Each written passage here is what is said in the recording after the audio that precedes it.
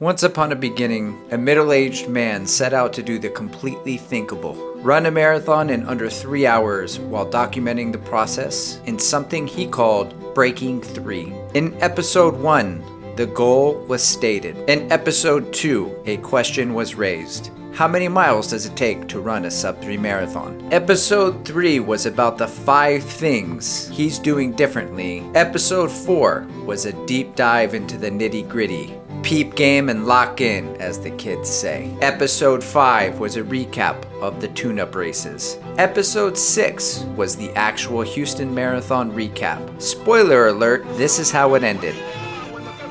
In episode 8, sights were set on a race 7 weeks away from the Houston Marathon, giving 1 week of recovery and 1 strong week of taper, thus giving us episode 9, a 5-week training plan, which covered the first couple of weeks of training and left us with a cliffhanger. Some questionable Achilles tendon issues. Now that brings us to episode 10, 5 days away from the Woodlands Marathon. Will this be the last Breaking 3 episode? In episode 9, we covered the first 2 weeks of training, and here are the last 3 weeks. Yeah. No one gives. I know. And I don't have time to edit, to be honest. So let me just give you the clip notes or the spark notes, if that's a thing, because I got to get the family packed and we got to get to Houston. It's a 3-hour drive. Going down Friday, races on Saturday. Here's what it looks like. 3 weeks. The first week after the Achilles, it was an 84-mile week. It is the most mileage I have ever run. I worked in some 800s on Tuesday and some threshold work on Thursday. I did a 24-mile long run on the weekend with 15 miles of those at marathon pace. So that was week 3. Week 4, I ran 80 miles. The only workout I did there was in the middle of the week. I did a variation of the Kafuzi, aka the Jack Daniels, 6 times 1 mile at threshold with 1 minute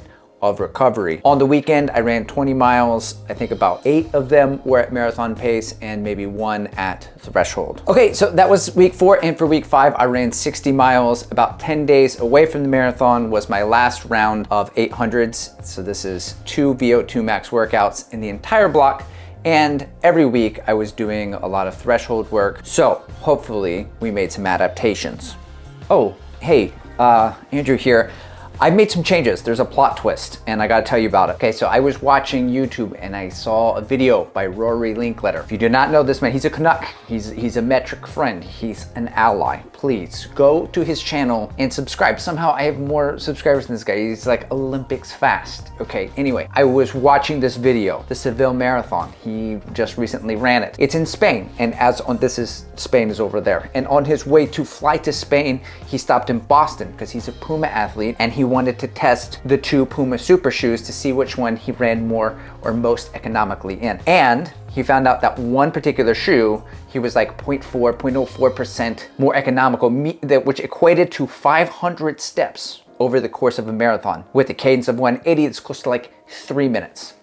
So this dude is like 3 minutes faster in one shoe versus another shoe. And then it got me thinking like, I've always gone to the Alpha Fly and now I'm switching to the Adios Pro 2, and so I took it out to the track. And then ultimately I decided that I need to replicate Houston. I need to do what I did here, wear the same kit, wear the same shoes, do the same, pray for the same weather, and just give it a whack, okay? But I don't want to change too much and then, blame, oh, wow, it's the shoes or whatever else too. So I'm gonna go with the Alpha Fly.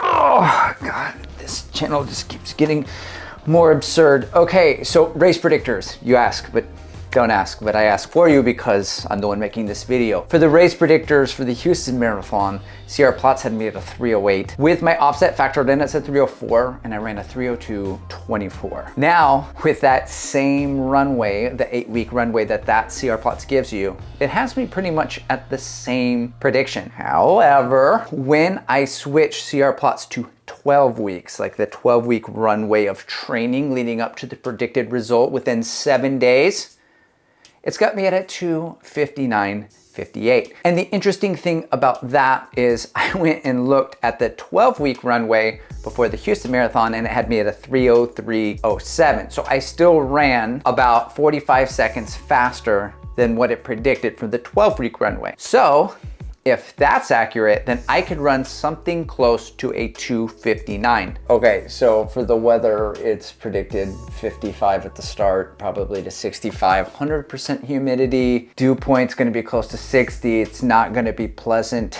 It was like this last year though. I think there's a little bit more cloud cover this year, so thank the heavens. Last year, it was warm. I still ran a 3:05.27. So I feel like it's still doable, but it's gonna suck. Okay, two more things. This is super cool. All right, so on the race plan, a guy named Peter reached out to me. I met him at the Houston Marathon at the Kafusi Run Club Shakeout Run. Turns out, Peter, very fast gentleman, he's gonna be pacing the sub-3 group with his buddy at the Woodlands Marathon, and he invited me to join the group. He said in a YouTube comment, he will call me midlife wanker every mile, and I might just hold him to that. Okay, lastly, I'm bringing the GoPro for the Woodlands Marathon, so we should have some footage from that, and that'll be fun. And I'll do a recap as well. I just did interviews with Floberg and Joanna. I put the preview out for Floberg. I'll put a thing right there. I'm doing dad runner, runner dad conversations. I don't want to call it a podcast. I don't know. It seems to be a little bit more than I can probably handle. I have a family of my own. I have these children and they want a dad. And I think that I am the right guy for the job. I think I'm perfect for it. I will eventually get that stuff out. The good news is that I'm not running any marathons or training for a long time. In South Texas, it is very hot for a very long time. So I don't have to worry about that. I'm gonna be running the Marine Corps Marathon at the end of October. So I will have more time for YouTube. Thank you for watching.